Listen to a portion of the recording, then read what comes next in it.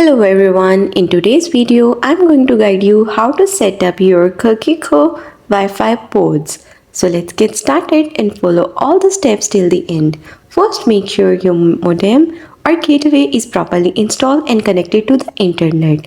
Once done, plug your Cogeco Wi-Fi port directly into a wall outlet in the same room as your modem.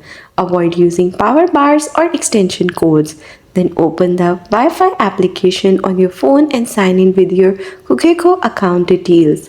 Then tap Add Port or follow the prompts in the application to start up.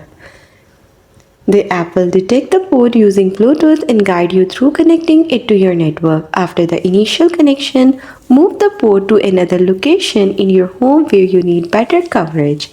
Make sure it is still within the range of your main modem or another port for best results. Use the application to name your ports and monitor their connection strength to optimize placement.